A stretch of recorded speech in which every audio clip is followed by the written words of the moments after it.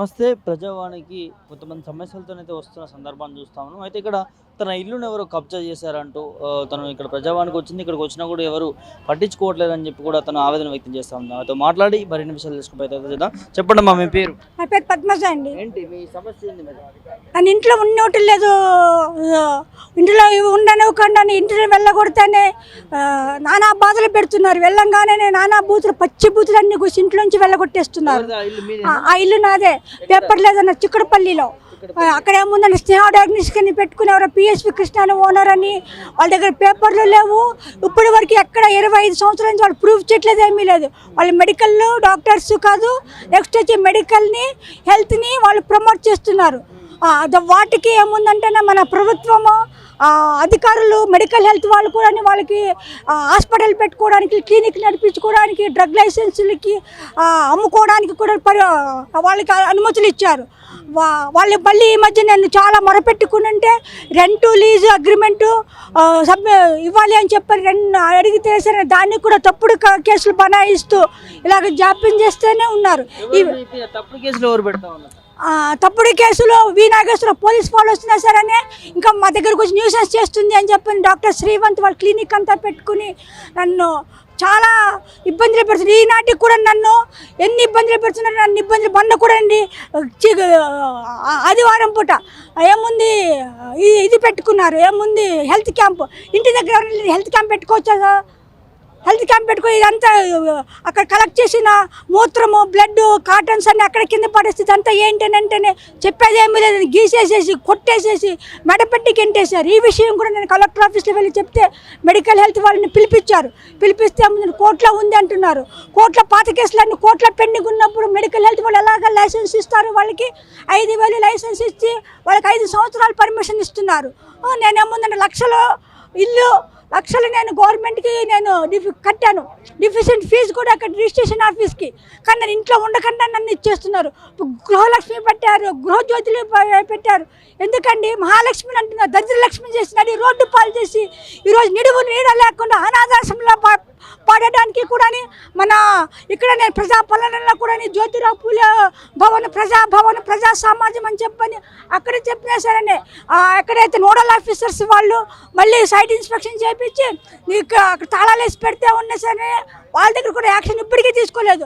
అలాగా తూతు మంత్రాల్లాగా నడిపేస్తున్నారు తప్ప మళ్ళీ తీసుకెళ్ళి అనాథాశ్రమంలో పెట్టడానికి నాకు ఇల్లు ఉండి నేను సంపాదించుకున్న ఇల్లు, కట్టుకున్న ఇల్లు అంతే. అక్కడ నేను సంపాదించిన సొమ్ము అన్నీ దోచుకునే వాళ్ళపైన వాళ్ళు చర్య తీసుకోకుండా తప్పుదోవ పట్టించిన వాళ్ళపైన యాక్షన్ తీసుకుంటారు. ఎవరికి రెంట్ లేకుండా నేను లేనప్పుడు బయటకు వస్తున్న తాళాలు పాల్గొట్టి ఉండి వాళ్ళని మాదని క్లైమ్ చేస్తున్నారు.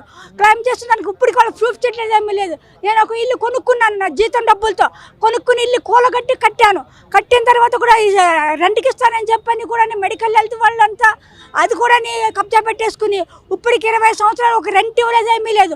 కానీ నేను ఇవన్నీ కేసులన్నీ ఉన్నాయని చెప్పని నేను పక్క ఇంట్లోని వాళ్ళ ఇల్లు ఉంటే వాళ్ళపైన కూడా నా దగ్గర లోకల్ అంత తప్పుడు ఇల్లునే కాదు నా జీవితాన్ని భ్రష్టు పట్టించేసి నా పని నిందారోపణలు చేసి పచ్చి బూతులన్నీ కుట్టి గొంతు పిసికి నొక్కేసేసి పీకి నొక్కి చంపేసేసి కోర్టు దృష్టికి తీసుకెళ్ళా, ప్రజల దృష్టికి తీసుకొచ్చా, లోకల్ పోలీసులు తీసుకొచ్చా, కమిషనర్కి, పోలీసులకి, అలాగే కాకుండా హైకోర్టు జడ్జిలకి, డిస్ట్రిక్ట్ కోర్టు జడ్జిలు, అలాగే కాకుండా మన కలెక్టర్ గారికి, మన ఒక ప్రజాపాలనలో ఇక్కడ కమిటీ నోడల్ ఆఫీసర్స్ గారికి ఇలాగంతా ఇస్తున్న సమాజ సేవ చేస్తున్నారని అంటున్నారు. ఏముంది హ్యూమన్ డెవలప్మెంట్, చైల్డ్ వెల్ఫేర్ ఏం చేస్తున్నారు? హ్యూమన్ డెవలప్మెంట్ అంటే సర్ప్రైజ్ చేస్తూ చైల్డ్ వెల్ఫేర్ అంతా భ్రష్టు పట్టించేసి ఒక నీడ లేకుండా చేశారు. మన ఇదన్నీ చెప్తానే కోర్టులో కేసు ఉంది కదా అంటే కోర్టు కేసు అయిపోయింది సార్ అంటే ఏంటి తప్పుడు కేసుకు బనాయించారని అంటే లంచం ఉంటా రెంట్ ఇవ్వటలేదా అని చెప్పని 5 ఏళ్ళు కేసు కోర్టు నడిపించింది. ఏ ఆధారాలు లేకుండా చిక్కడపల్లి పోలీసు వాళ్ళు అలాగన్నందుకు తప్పు మాట్లాడినందుకు నీకు పిచ్చి పెట్టిందా అన్నారు. డాక్టర్కి రిఫరల్ అని అంటూ కూడా మెడికల్ లీగల్ అని అంటూని మెడికల్ వాళ్ళు, లీగల్ వాళ్ళు, ఈ ప్రభుత్వం వల్ల నాకు ఎప్పుడు కాదు కోట్ల మనం వెళ్ళి చెప్తే ఇదిగో ఏమంటారు ప్రజావాణిలో కూడా ఒక జడ్జిమెంట్ కాపీ తీసుకురమ్మన్నారు. జడ్జిమెంట్ కాపీ ఇచ్చాను, ఇక మళ్ళీ కూడా కాపీ ఇవిగా ఇస్తున్నాను చూడండి. నేను కోర్టులో కూడా జడ్జి గారికి అంతా చెప్పాను, జడ్జిమెంట్ కాపీ కూడా ఇస్తున్నాను. మళ్ళీ ఈ రోజు కూడా వాళ్ళు అడిగినందుకు మళ్ళీ ఇస్తున్నాను. ఎవిడెన్స్ లేదు, ఏమీ లేదు.